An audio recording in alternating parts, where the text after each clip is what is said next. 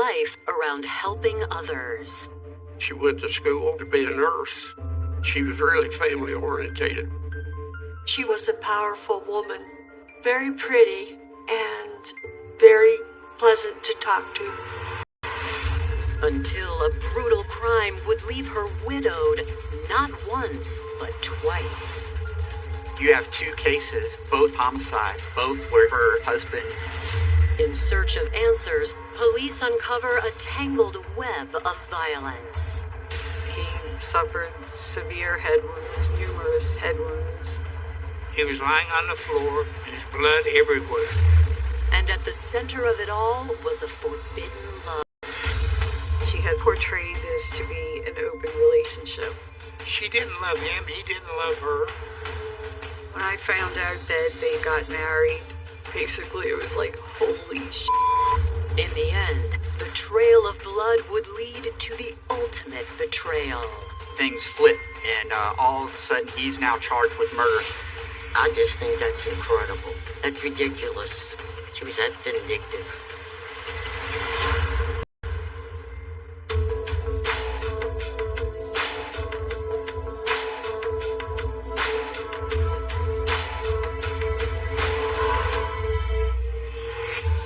On October 7th, 1987, in Araby, Louisiana, a frantic 911 call comes into the St. Bernard Parish Dispatch at 3:30 p.m. from a distraught woman named Ann Gates, who has just discovered a grisly scene. Ann Gates says that she just found her husband deceased in their home. Anne hadn't been to her house in days. Anne had an unusual living pattern. She would spend a couple of days living with her husband and then a couple of days staying with her parents. She would come and go. She had access to the house. She stayed there a couple of days a week. Anne tells police that she has no idea what happened, but her husband, 65-year-old Raymond Gates, is inside and covered in blood.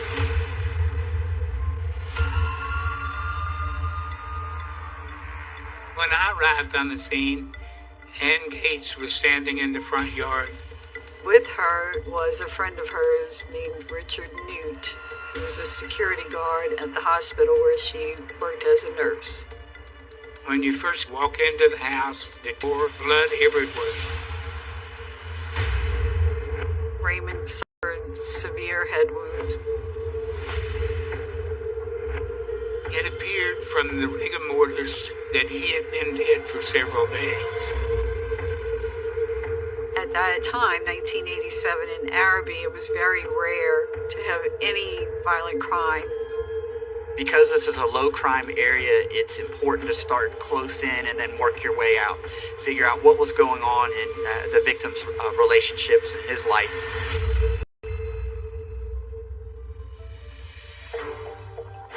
For Raymond Gates, life began in Omaha, Nebraska in 1922. One of 3 children, Raymond and his mother Pauline had a special bond. My Uncle Raymond was very, very close to his mother. There was no guessing that he was her favorite child. The family eventually moved to Idaho, but when World War II broke out, Raymond and his brother joined the Navy. Raymond found his true home when he was stationed in Louisiana. Both of my uncles were in the Merchant Marines. My Uncle Raymond ended up in New Orleans. He fell in love with that place, and so he stayed there. It is party time all the time when you are down there. And my uncle liked to party. After the war ended, Raymond needed to find a 9-to-5. With a natural talent for numbers, he eventually earned an accounting degree and found a job at a local shipping company. He was an accountant. Tidewater was a relatively small company, so he was kind of on the ground floor of a company that is now global. Raymond earned a reputation for having his hard work matched by his kind nature. In the years I've worked with him, even through the mistakes I've made, I've never once heard him raise his voice or seen him get mad, ever. In 1960, Raymond was ready to settle down with the love of his life. He married his longtime girlfriend, Face Beau, who Raymond affectionately called Frix. Frix was vibrant and beautiful. They loved each other, they had fun. It was a great relationship. After only 11 years, their beautiful life together was abruptly cut short. Frix had an aneurysm and died suddenly and was found by my uncle. And she died at home. He was devastated. Making friends, but he still wished for a woman in his life. And in 1978, his wish came true when he met vivacious 28-year-old Anne Plue. Raymond and Anne had met in a bar. His wife had died. He was lonely. They were both widowed. Anne had been married when she was in her 20s to a man up in Indiana. He had passed away unexpectedly, suddenly, and because of that, there was a quick bonding that she had with Raymond over the loss of his spouse. Ann Gibson was born in Louisville, Indiana on May 29, 1949, to a blue-collar family in America's heartland. Anne's mom and dad was Earl and Eileen Gibson. She was really family-orientated when she was young. But being an only child, she got away with a lot of stuff. After growing up in a tight-knit family that took care of their own, Anne decided to pay it forward by caring for others. She went to school to be a nurse. She went to St. Anne's at South Bend, part of Notre Dame. In September of 1977, Anne met and fell in love with David Plue. But sadly, less than a year later in 1978, David died under suspicious circumstances, and shortly after his death, Anne moved her parents to a beautiful home an hour outside of New Orleans, hoping for a fresh start. It was a 5,000 square foot home out in the country outside of Picayune, Mississippi.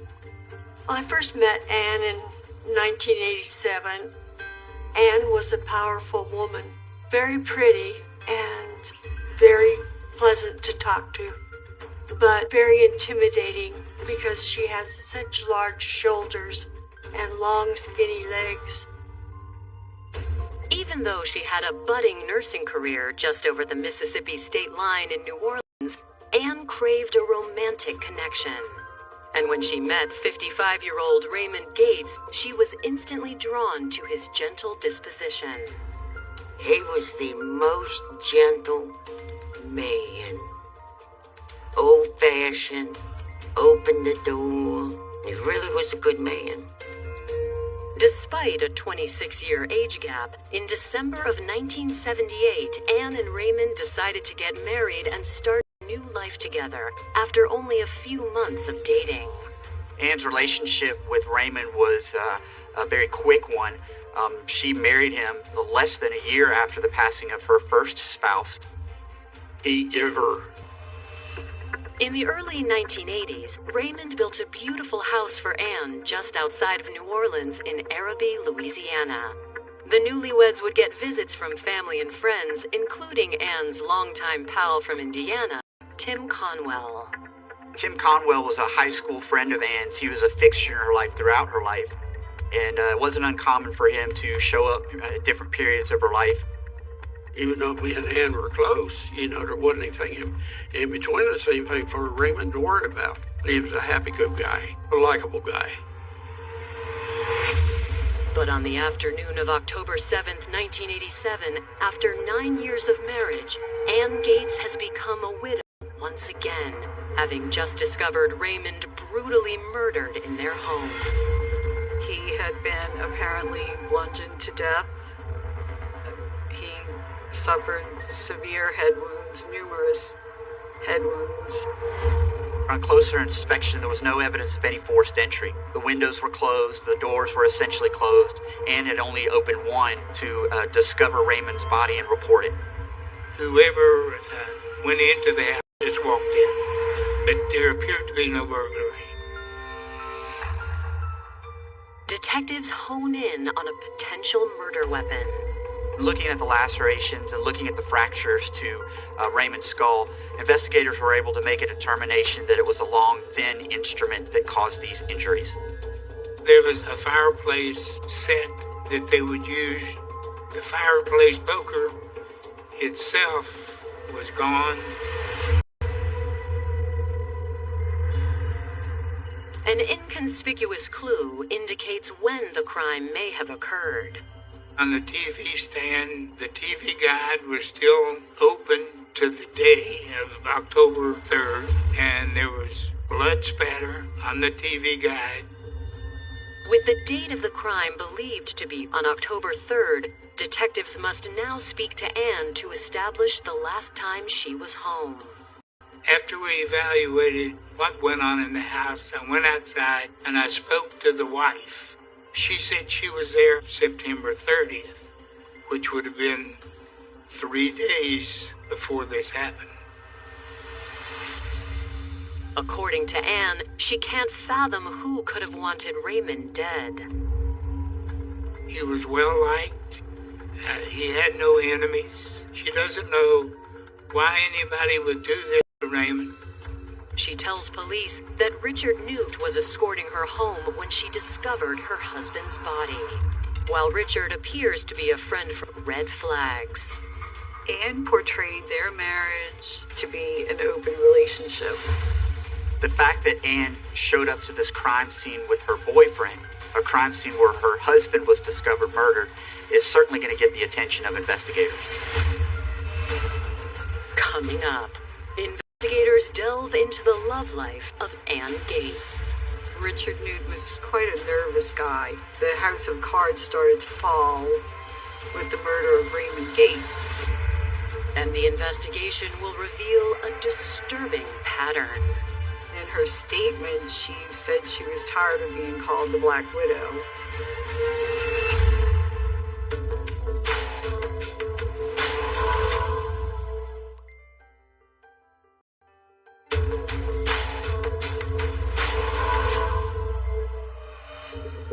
October 7th, 1987, Araby, Louisiana. St. Bernard Parish deputies are investigating the murder of 65-year-old Raymond Gates. Of interest to police is the fact that Raymond's wife Anne found the body while her lover Richard Newt waited outside.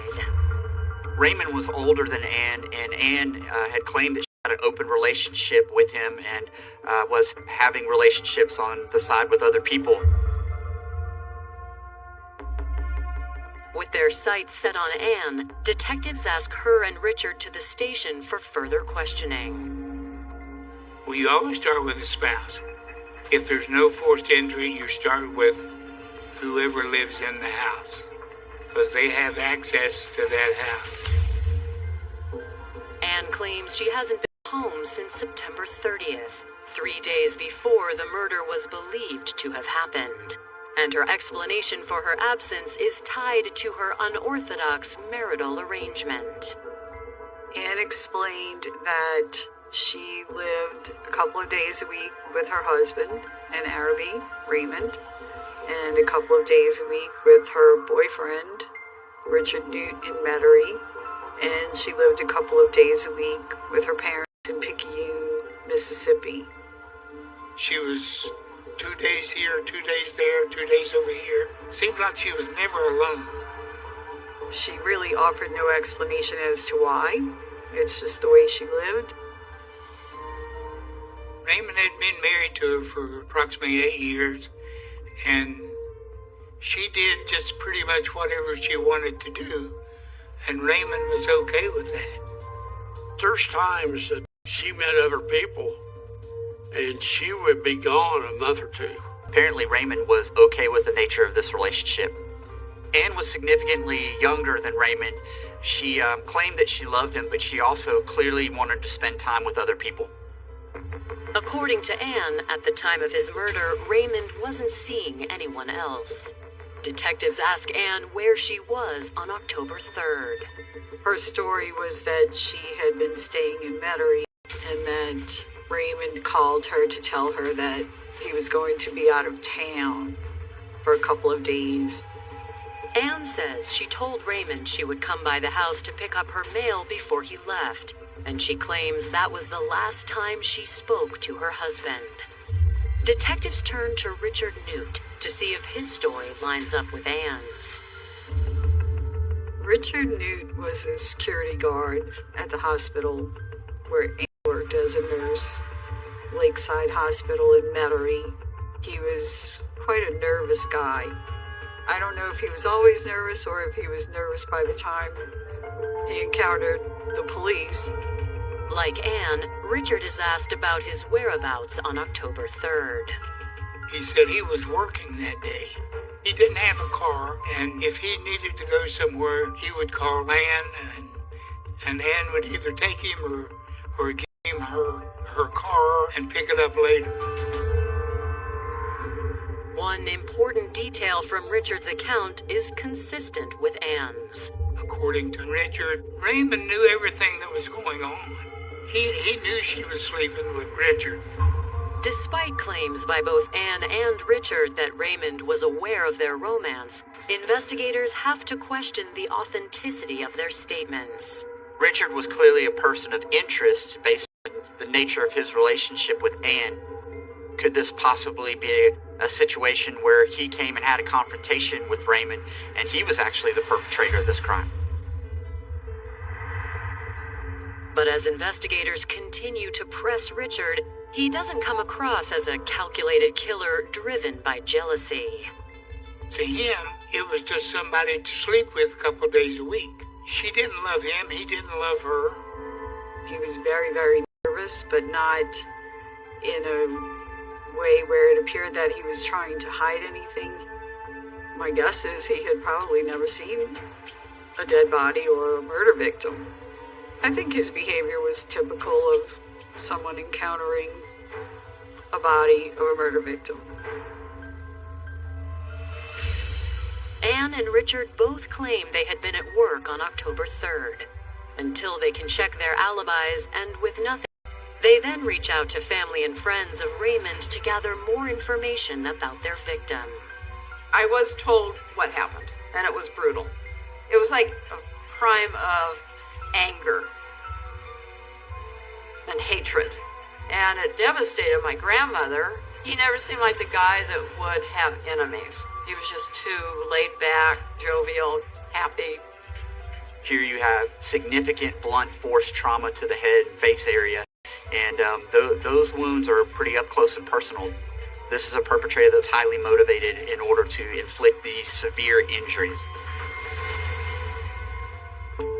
While detectives continue looking for leads, Raymond's family begins making funeral arrangements, but there is one voice that is noticeably absent from the table. If they were married, I don't know why I was doing the funeral arrangements, because she should have been, and she was not there or doing any of that. Word of Anne's absence in planning her own husband's funeral gets back to investigators and piques their suspicions. That's really telling from an investigative standpoint, not what you would expect from somebody who's actually grieving the loss of their spouse. But before they can follow up with her, a coworker of Raymond's contacts police and fills them in on the circumstances of the death of Anne's first husband 9 years earlier. During the investigation, there was a witness who showed up by the name of Evelyn, who had information about Anne's first husband who had been killed. And she said that it was an unsolved case in Indiana. Anne had told me, did Raymond tell you I was married before? And I said no. And she said, well, my husband died, and we're still trying to figure out why. We don't know why he died. Here you have a situation where Anne was married not once but twice, and both husbands end up getting murdered. And that's really telling. And because of that, we in the business of investigating and prosecuting homicides don't believe in coincidences such as that. Coming up, details about Anne's first marriage create a damning portrait of a femme fatale. David's body was discovered on a rural road. He had been shot execution style in the back of the head. The authorities in Indiana thought Anne had something to do with it. And a familiar face in Anne's life gets sucked into a hurricane of accusations. The cops talked to me several times, and I was actually a suspect.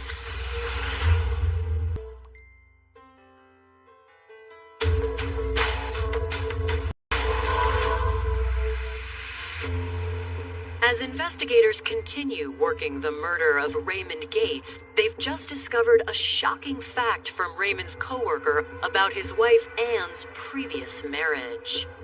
During the investigation, we learned that her first husband had been killed.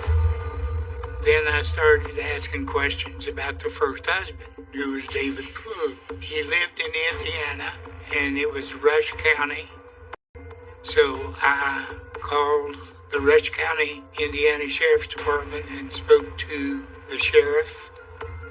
When investigators learned that Anne's prior husband had also been murdered, that's extremely telling. It's not coincidental normally, and this is something that required probing. Indiana police relay that the homicide occurred less than a decade ago on the night of May 28, 1978. There were no witnesses, no arrests were ever made, and it remains an open case. David and I were close to each other. When I got the call from Dad about David, he said I needed to sit down. He proceeded to tell me in a moment that David had been killed. Shot. I was at a loss for sure. Life was never going to be the same without him. David was younger than me by a good bit. It's heartbreaking. David's body was discovered on a rural road. He was killed in 1978. He was shot with a .38 revolver, twice in the back of the head, the execution style. There was very little evidence. There would be no shell casings because it's a revolver, and the revolver had not been recovered. How David Plue ended up on a rural road in Indiana where he was murdered is still a mystery, but all indications are that he was going to meet someone. We don't really know who or why. Indiana police investigated every possible scenario, including a loose theory that this may have been a drug-related shooting. They were wondering whether there was drug dealing or something going on, but David certainly didn't do drugs. He didn't smoke. He didn't drink. Like Raymond Gates, David Plue also was a worker at Chrysler. David worked the Chrysler plant from the time that he got back from Vietnam till the time of his death. The Indiana sheriff tells investigators that their suspicions were raised when they spoke to David's widow, Anne. She was in the hospital recovering from an elective surgery, so she had a pretty good alibi to cover herself. But it appeared that the Indiana authorities didn't trust that she was not somehow involved. Anne profited from the life insurance of the death of her first husband, David. Perhaps that was the motive for why she might have him killed. While the murder weapon was never found, police have an idea about where it may have come from. Investigators continued to look into the .38 murder weapon. Interestingly, they found a news article where Tim Conwell had described a theft of a .38 out of his vehicle about a year prior to David's murder. Had Anne stolen a gun from her longtime friend Tim Conwell to be used in the killing of her first husband, David? Without the recovery of the actual murder weapon, there's really no way to say definitively whether those two things could be related. Since Anne had an ironclad alibi, Indiana police believed someone must have helped her, and their theory points to one of Anne's closest allies. Ann Gates and Tim Conwell were the prime suspects in that murder. they learned of her relationship with Tim Conwell. Because of Tim Conwell's relationship with Anne, he became, I guess, what you would say, a peripheral suspect. The cops talked to me several times. And I was actually a suspect. They never arrested me. They didn't have anything on me. As far as I know, the case is still open. But as far as I'm concerned, I'm not a suspect or anything else. Shortly after David's murder, Anne, his wife of less than a year, made sure to take care of one piece of business before leaving Indiana for Louisiana. When David was killed in 1978, he worked a Chrysler factory and he had a $100,000 insurance policy on him. The beneficiary was our mom. Evidently, Anne did not like that. So David changed the name of the beneficiary from proceeds fairly quickly and went on her merry way. Investigators in Louisiana look into the possibility that Anne had gained financially from Raymond's murder as well. And they quickly learn he did in fact have a life insurance policy worth $82,000. By all accounts, Anne was fairly materialistic, and here you have a situation where Raymond was giving her lavish gifts, building her a home. And it still wasn't enough. She was a very greedy person. She liked material things. So one might wonder, well, if she's getting everything she needs from Raymond anyway, what could be the motive? And my response to that as a homicide prosecutor is greed is often the motive. Investigators still lack physical evidence of Anne's possible involvement. But when they get a crucial tip from a mailman about her whereabouts the day of her husband's grisly murder, it gives them the break they need. The mailman had came forward and he informed the investigation that he had seen Ann Gates' Cadillac, white in color, in the driveway on October the 3rd, 1987. Coming up, with Anne in detectives' crosshairs, she finds a convenient scapegoat. The time of the 1978 murder until the time of the 1987 murder, in the background, all along, was Tim Conwell. And detectives may find themselves in more literal crosshairs. Inside his truck was an AR-15, 23-round clip, 40-round clip, and 49 rounds of ammunition.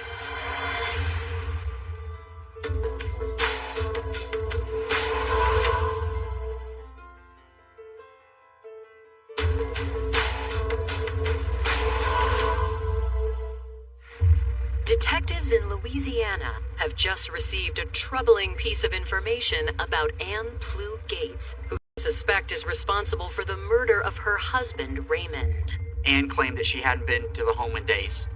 But the neighborhood mailman came forward. He revealed that he had a clear recollection that on October 3rd, he saw Anne's Cadillac parked in the driveway of the home.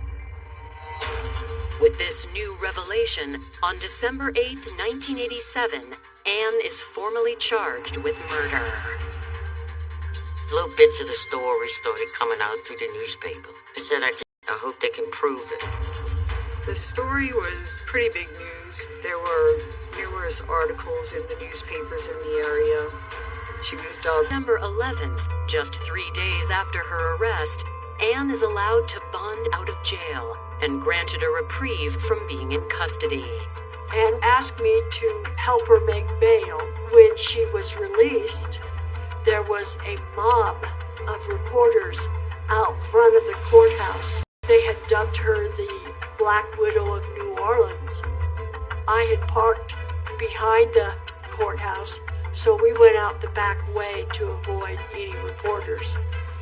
And I took her home.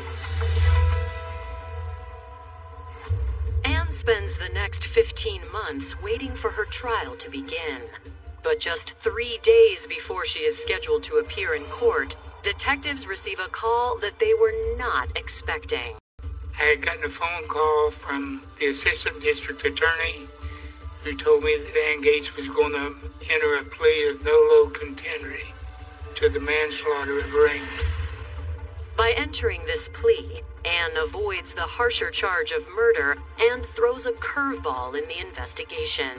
A nolo contendere plea is often also referred to as a no contest plea. In Latin, it means I do not contest, and it's basically saying that you're accepting the conviction without accepting guilt. Despite their belief that Anne is directly responsible for Raymond's murder, detectives are there to witness her no contest plea on March 10th, 1989. I showed up in court. She entered the plea. She was sentenced to 10 years in Louisiana prison, and she was willing to talk to me about the Raymond Gates case. She, with the permission of her lawyers, gave a statement. In her statement, she said she was tired of being called the Black Widow. Anne claims that she did not kill Raymond, but now admits that she knows who did.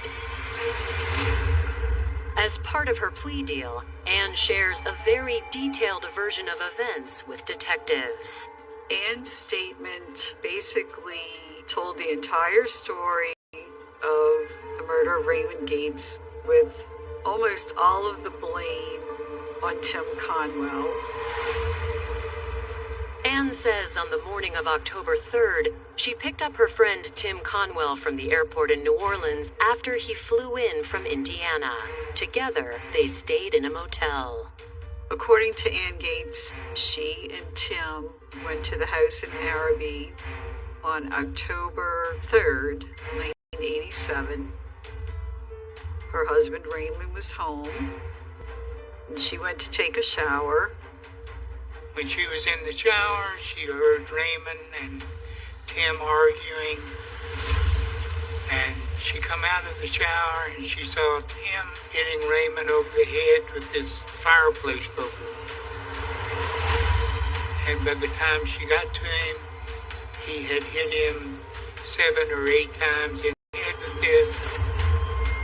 She claimed that Raymond had his hands up in a defensive mood, and that he was saying to Anne, I've always been good to you. Why are you doing this to me? Even her own story indicates that even Raymond knew she was somehow involved in this. Anne then outlines how she helped dispose of the evidence. According to Ann Gates, when they left the residence, they put some of the items that they considered to be potential evidence of the crime into a little garbage can, took that with them. Anne claims that once she and Tim threw the murder weapon into a body of water, Tim left New Orleans, but not before threatening her if she went to the police. According to Anne, Tim Conwell was constantly threatening her. Anne was a liar. A lot of times when she's younger, she'd lie when she knew you knew the truth. She's a pathological liar. After she had given her statement, she is taken to St. Gabriel Prison, which is the female prison in Louisiana. Anne's bold allegations against Tim compel investigators to make a move. I put the facts together, and I gave it to the circuit court judge to see if he would issue a warrant, and he did. In lieu of a manhunt, Tim is lured to the New Orleans courthouse under the guise of testifying in Anne's defense. Tim Conwell was requested to be in court. It was expected that he would show up for court, so there were detectives and deputies waiting for him. I was sitting there, and all of a sudden, I got the windows down, and, "Are you Tim Conwell?" "Yes, I am." "Would you put your hands on the steering wheel?" And I put my hands on the steering wheel, and I looked around, and everybody's got their guns pulled on me and all this stuff, and they arrested me for second-degree murder. I arrested him, 23-round clip, 40-round clip, 49 rounds of ammunition. They took me in. I sat in this deputy's office by myself for an hour or so. I advised him of his rights. He made no statements. He showed no emotion. He refused to sign the rights form. He was not asked any questions, and he was booked accordingly. While possessing a gun may arouse detectives' suspicions, it does not prove that Tim was involved in Raymond's murder. Given the lies Anne has already been caught telling, was she just setting Tim up to take the fall? She tries to act like she's very fearful of Tim Conwell and that she believes his threats. Suddenly things flip, and all of a sudden he's charged with murder himself and facing the prospects of a trial. Coming up, the prosecution of Tim Conwell backfires. They offered me a deal. I says, the guilty will plea bargain, and I'm innocent, so I'm going to trial to prove it that I'm innocent. And a new love emerges in the midst of evil. She says, do you still love me?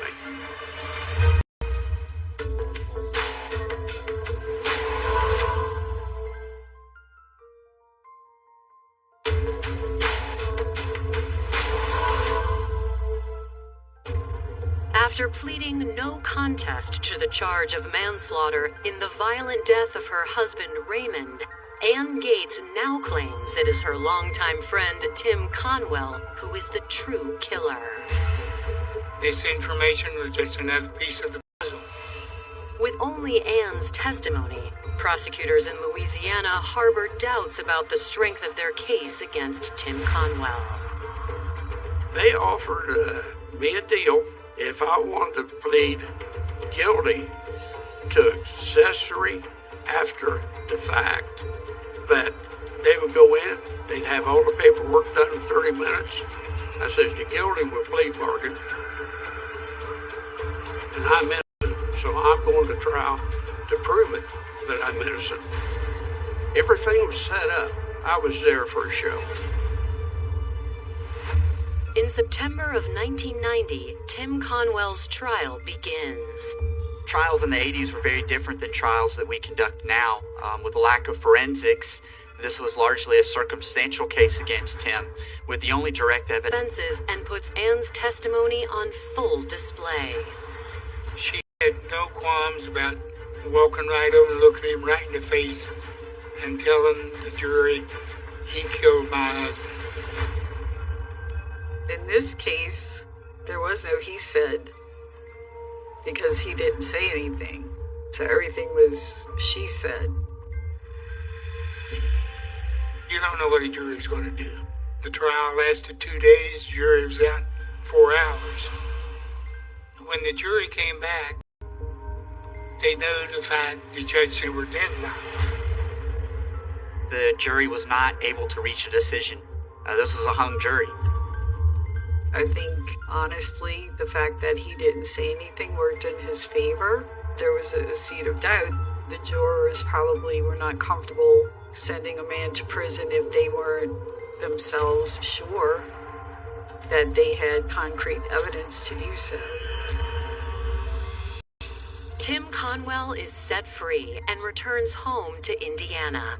And with no new evidence to add to the prosecution's case, there is no retrial. In Louisiana, when there's a mistrial or a hung jury, the prosecutor has a year to take the case back for another trial, which did not happen in this case. So basically it's the end of the road for the case in Louisiana. While Anne Gates is serving her 10-year prison sentence, she aims to resolve one lingering issue from behind bars. She ended up with a lenient sentence, and as I recall, she thought she should still be the beneficiary to his insurance policy. Lawyers of Anne Gates argue that since she was not proven guilty of murder, she is entitled to her portion of Raymond's $82,000 insurance policy. Because Anne entered a nolo contendere or no contest plea to the homicide, there were limited uses that that conviction could be used against her, as is the case in many states. And because of that, Anne was successful in getting 40% of the life insurance proceeds after litigating that with Raymond's family. I just think that's incredible. That's ridiculous. Just that vindictive. Get rid of him, I'll get the insurance money, finished, and I'll be gone. After serving less than half of her 10-year sentence, Ann Gates is released from prison and reconnects with... She got out of prison. I don't know how long. She'd been out for a while. I let her know, but I was disappointed. I was hurt. Even after she attempted to frame him for Raymond's murder, Tim remained a constant in Ann's life, to the point of exchanging vows. A couple of months later, she says, I'm asking you to marry me. I said, you are? Yeah. She says, do you still love me? And I says, well, I always did love you for years. We got married on the Ides of March, and that was in 1997. When I found out that Ann and Tim got married, basically it was like, holy shit. The two lived happily for 19 years, until Ann's death from kidney failure on August 16th, 2016. She was a good wife to me. And I loved her till the day she died, and I still love her. With many questions remaining about Raymond Gates' murder, investigators may never learn what actually happened. Katrina hit St. Bernard Parish with 100% devastation. Files or documents or pictures, all of that was gone. You had nothing. This case was lost in Hurricane Katrina. One thing that hasn't been lost is the memory of the kind-hearted soul of Raymond Gates. It was insufficient and unfair to my uncle that she paid so little for what she did. That was devastating. He was just such a good man. So that's how I'm going to remember him. Because he needs to be remembered for that. Not for this one blunder in his life of marrying Ann Gates.